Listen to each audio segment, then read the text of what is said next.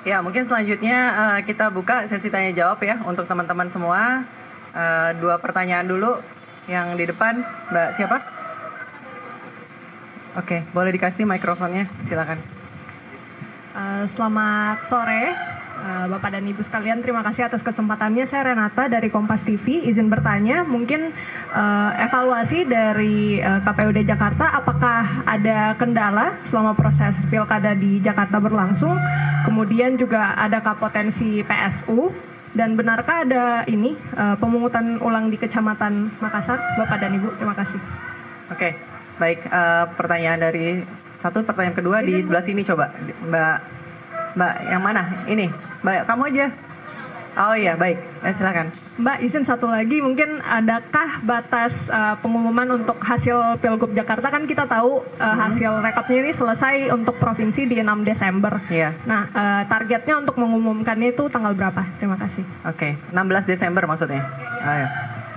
Selamat siang Bu Astri, saya Firda dari Kompas.com. Sebenarnya mau nanya ini aja Bu, dari Paslon 03 kan udah mendeklarasi kemenangannya ya. Sebenarnya kok dari aturan itu seperti apa sih Bu? Soalnya kan belum ada yang resminya ya, gitu. Itu aja sih Bu, terima kasih. Oke, baik. 2 pertanyaan dulu ya. Siapa yang mau respon? Kamu mau respon? Silakan gitu. Yang pertama terkait dengan evaluasi ya. Sampai hari ini, sampai detik ini kami belum dapat informasi ya dari jajaran kami di bawah apakah ada PSU, PSL atau yang lainnya. Karena kami juga nanti menunggu informasi dari Bawaslu ya, apakah ada rekomendasi dari Bawaslu atau tidak. Secara garis besar berjalan secara kondusif, dan kalaupun ada laporan pasti kami akan segera menindaklanjuti. Terus mengenai hasil yang sudah diumumkan oleh pasangan calon tertentu, menurut kami itu hak pasangan calon ya untuk menyampaikan informasi-informasi yang mereka punya ya. Tapi kami tetap berpegangan bahwa hasil resmi itu hanya yang dikeluarkan oleh KPU. Jadi kalaupun nanti ada pasangan calon 1, 2, dan 3 mempunyai versi mereka masing-masing, tentu saja versi yang valid itu adalah versi dari KPU. Itu yang harap bersabar ya. Kita masih menunggu rekapitulasi yang sudah dimulai hari ini di masyarakat di tingkat. Batas akhirnya kami belum pleno, tapi ada di tahapan itu memang paling lambat diputuskan tanggal 16 Desember. Jadi nanti segera kami update ke teman-teman media kapan kami akan berpleno di tingkat kota, kapan kami akan berpleno di tingkat provinsi. Yang pasti kami akan mengawal ketat proses rekapitulasi di tingkat kecamatan sampai tanggal 3 Desember ini. Ada lagi? Pak, izin penegasan, Rehana dari Inilah.com. Soal tadi yang mungkin ini berhubungan sama yang di Kecamatan Makassar tadi, itu kan infonya ada surat suara yang sudah dicoblos Paslon 03 gitu kan setelah proses pemungutan suara. Itu berarti apakah di KPU sudah mendapatkan informasi tersebut? Lalu juga untuk potensi golputnya di Jakarta sendiri kira-kira berapa persen? Ya, kami dapat informasi dari media juga sebenarnya ya. Dapat informasi dari media, kami sedang minta KPU Jakarta Timur untuk menyusun kronologis ya. Jadi nanti kalau kronologis sudah sampai di kami, pasti nanti akan kami sampaikan juga ke teman media. Yang pasti semuanya harus berjalan sesuai dengan prosedur hukum yang ada. Bisa jadi nanti kami dapat kronologis, atau bisa jadi kami dapat rekomendasi dari Bawaslu, yang pasti sifatnya kami menunggu. Terus mengenai potensi golput. Memang menurut pemantauan kami, alur pemilih di TPS agak renggang ya. Tapi kami belum tahu angka pastinya berapa tingkat partisipasi. Tapi untuk memang cenderung biasanya lebih rendah dari Pilpres ya. Tingkat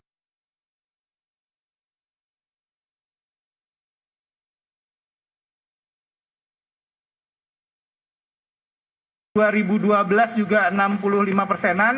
Di 2017 memang agak tinggi ya, kalau saya tidak salah 78%. Jadi kami sedang merekap juga, tentu saja kami akan melakukan evaluasi kalau memang ada penurunan tingkat partisipasi.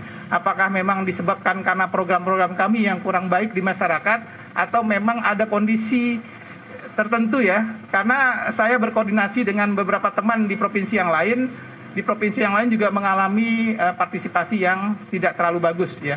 Mudah-mudahan nanti kita akan evaluasi apa-apa hal yang harus perlu dievaluasi. Ini kita batasin sampai berapa nih pertanyaan?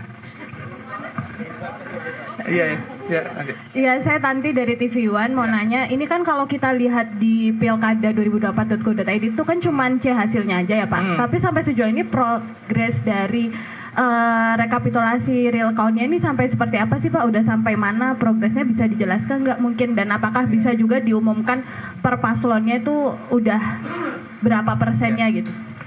Kami KPU tidak mengeluarkan real count ya. Kami melakukan atau quick count, kami melakukan namanya rekapitulasi manual berjenjang, baik tingkat kecamatan dan tingkat kelurahan. Yang kami publikasikan di Sirekap itu adalah foto C hasil yang masyarakat bisa mengontrol hasil pemilunya. Benar nggak hasil di TPS itu sama dengan yang kami publikasikan? Nah, bisa jadi ada inisiatif masing-masing ya untuk melakukan rekapitulasi manual dari hasil-hasil yang kami publikasikan. Itu kami persilahkan ya, karena ini bagian dari kontrol ya kami masyarakat. Tapi apapun yang dipakai itu adalah hasil rekapitulasi berjenjang manual, karena bisa jadi ada proses koreksi di tingkat kecamatan ya. Jadi kami harap masyarakat bersabar menunggu hasil resmi yang nanti dipublikasikan oleh KPU Provinsi DKI Jakarta. Gitu ya kira-kira Mbak ya. Izin, jadi dari rakyat mereka di beberapa berita disampaikan bahwa seolah-olah KPUD sudah menyatakan akan ada 2 putaran yang tadi. Nah, sampai dari pihak 03 yakni Sekjen PDIP menyatakan ada pihak-pihak yang berkeinginan terjadinya 2 putaran dalam Pilkada DKI ini. Tanggapannya bagaimana, Pak? Ya. Kami tidak pernah melakukan statement apapun mengenai 1 putaran atau 2 putaran. Yang kami sampaikan adalah ketika teman-teman media menanyakan kalau putaran kedua berlangsung kapan, kami langsung share SK kami. Jadi masyarakat juga harus mendownload SK kami yang sudah kami buat jauh-jauh hari sebelum pemilu ini ya. Jadi SK kami tentang tahapan itu sudah merangkum 1 putaran dan 2 putaran. Jadi kami tidak pernah mengeluarkan statement akan berlangsung 1 putaran atau 2 putaran. Yang kami sampaikan adalah masyarakat mohon menunggu hasil resmi yang dikeluarkan oleh KPU, dan ini dilakukan rekapitulasi berjenjang dari tingkat kecamatan sampai tingkat provinsi. Lihat ya Mas ya. Ada juga tuh di media saya lihat KPU DKI putaran kedua katanya. Ya, putaran kedua memang tanggal segitu, tapi bukan berarti KPU DKI menyampaikan akan ada putaran kedua atau hanya 1 putaran. Kira-kira kayak gitu ya. Pak, cukup ya? Izin Pak, saya Pak.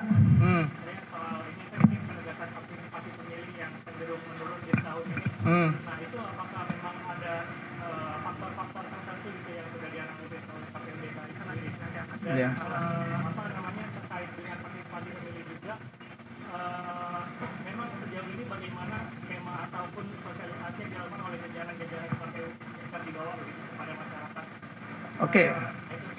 Oke, detailnya nanti Bu Astri ya akan menyampaikan. Yang pasti kami sudah berusaha semaksimal mungkin melibatkan semua komponen masyarakat. Mengenai apakah lebih rendah atau tidak, kami masih menunggu data dari bawah. Dan ini seharusnya paralel dengan hasil rekapitulasi yang kami keluarkan mengenai hasil pemilu yang nanti paling lambat tanggal 16. Bu Astri mungkin tambahan? Ya, sedikit tambahan tadi terkait dengan partisipasi. Jadi memang dari pantauan kami sementara, meskipun kami belum mendapatkan hasilnya secara detail mengenai berapa jumlah pemilih yang kemarin menyalurkan hak suaranya di TPS, namun memang pantauannya sementara partisipasinya di bawah partisipasi pada saat Pilpres Pileg kemarin, begitu. Jadi terkait hal ini memang tentunya kami akan melakukan evaluasi lagi mengenai program-program kegiatan sosialisasi yang sudah kami jalankan. Yang pasti KPU DKI Jakarta di sini sudah melakukan upaya semaksimal mungkin untuk melakukan sosialisasi pendidikan pemilih maupun penyampaian informasi kepada masyarakat luas. Berbagai cara sudah kami lakukan, lebih dari 100 titik kami sudah lakukan sosialisasi ke komunitas, ke ormas, kemudian juga selain itu kami juga lakukan sosialisasi ke sekolah, ke kampus untuk pemilih pemula dan pemilih muda. Lalu kemudian juga sosialisasi kami lakukan hingga ke tingkat kelurahan. Bahkan ada beberapa kelurahan yang mereka datang hadir ke forum-forum warga, begitu. Kemudian juga bentuk sosialisasi lain yang kami lakukan, misalnya seperti event-event atau kegiatan olahraga. Kami juga beberapa kali membuka booth di Hari Bebas Kendaraan Bermotor. Lalu juga kegiatan-kegiatan sosialisasi dilakukan di tempat-tempat keramaian seperti di pasar, di mal, ataupun tempat-tempat keramaian yang lain, dilakukan secara keliling juga oleh teman-teman kami di kabupaten kota. Jadi memang upaya-upaya sosialisasi dan penyampaian informasi ini sudah kami lakukan secara maksimal. Namun mengenai tingkat partisipasi pemilih atau voters turnout-nya yang kemarin kita jalankan di hari pemungutan suara, hasil tersebut nanti tentunya akan kami kaji dan evaluasi lebih lanjut untuk perbaikan ke depannya. Mungkin itu.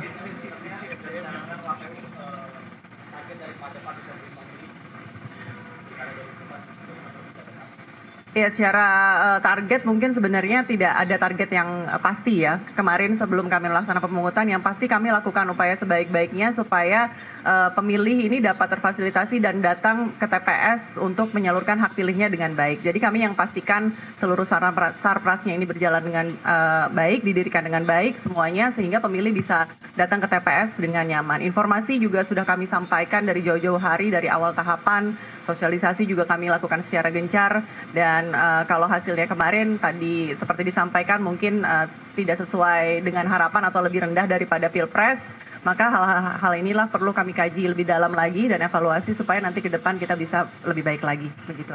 Bu, bisa disampaikan Bu, mungkin Bu, bisa disampaikan hasil rekapitulasi yang ada di Sirekap udah seperti apa Bu? Hasil rekapitulasi baru akan dimulai hari ini, rekapitulasi berjenjang di tingkat kecamatan. Jadi kalau untuk Sirekapnya sendiri, tadi sudah disampaikan oleh Pak Fahmi bahwa seluruh C hasil dari TPS di DKI Jakarta sejumlah 14.835 TPS semuanya ini C hasilnya sudah ada di Sirekap. Jadi bagi masyarakat yang ingin melihat C hasil tersebut bisa langsung mengakses kanal pilkada2024.kpu.go.id. Di situ ada seluruhnya C hasil TPS di seluruh TPS di DKI Jakarta. Jadi bisa dilihat di sana. Kan baru rekapitulasinya baru mau mulai hari ini. Iya, jadi rekapitulasinya berjenjang di tingkat kecamatan, lalu nanti selama 6 hari, setelah itu di tingkat kota, kabupaten, lalu di tingkat provinsi.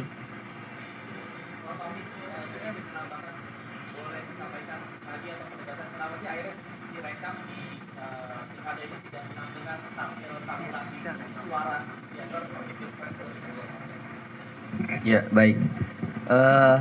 Perlu kami tegaskan bahwa Sirekap ini adalah alat bantu ya.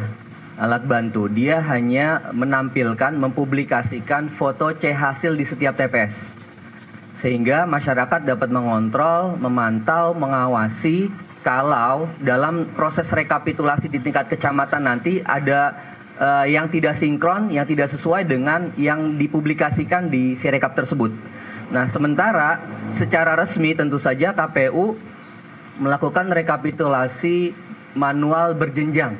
Ya, itu yang akan menjadi dasar bagi kami untuk menetapkan pasangan calon siapa yang memenangkan pilkada di 2024 ini.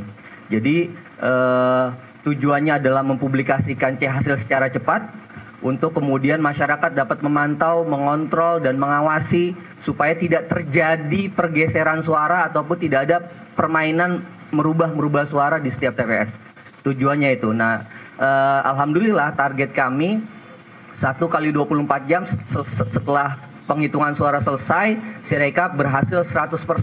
Sebelum 24 jam itu selesai, di DKI Jakarta alhamdulillah selesai kurang dari 24 jam, 100% seluruh TPS DKI Jakarta sudah mempublikasikannya di Sirekap. Untuk itu kami berterima kasih dan mengapresiasi kepada jajaran kami di KPPS, dari tangan-tangan mereka lah foto C hasil itu bisa tampil di publikasi pilkada. Saya kira itu. Terima kasih. Update SDM. Udah. Update SDM. Ya, terima. Oke ya, ada lagi satu pertanyaan. Cukup ya? Cukup. Ya udah, saya rasa cukup. Sekali lagi teman-teman jurnalis, terima kasih. Kita selalu mengajak masyarakat untuk menunggu hasil resmi yang dikeluarkan KPU. Mudah-mudahan hasil rekap ini bisa segera kita dapatkan dan bisa kita publikasikan ke masyarakat, khususnya DKI Jakarta. Demikian, terima kasih. Assalamualaikum warahmatullahi wabarakatuh.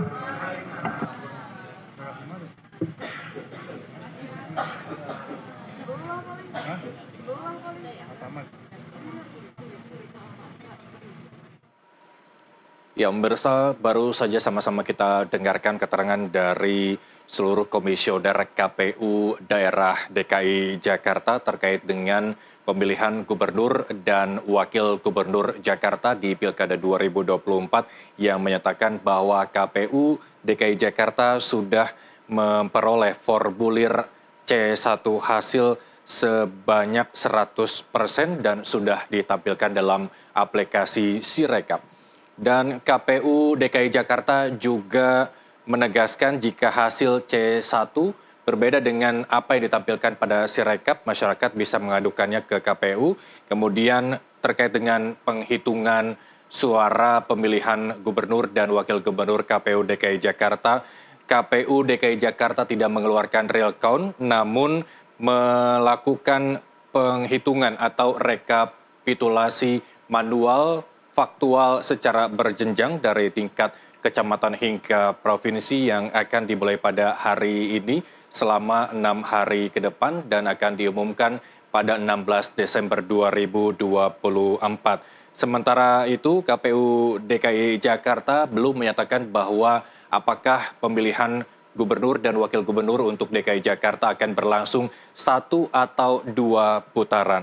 Terkait berapa jumlah pemilih yang berpartisipasi dalam Pilkada DKI Jakarta 2024, KPU hanya menyatakan lebih rendah dibanding dengan Pilpres Februari yang lalu, namun hasil pastinya KPU DKI Jakarta belum bisa memastikan jumlah dari partisipasi pemilih pada gelaran Pilkada khususnya DKI Jakarta di 2024. Dan pemirsa, demikian Breaking News NTV. Kami akan melanjutkan acara. Saya Muhammad Irsal, pamit undur diri. Terima kasih dan sampai jumpa.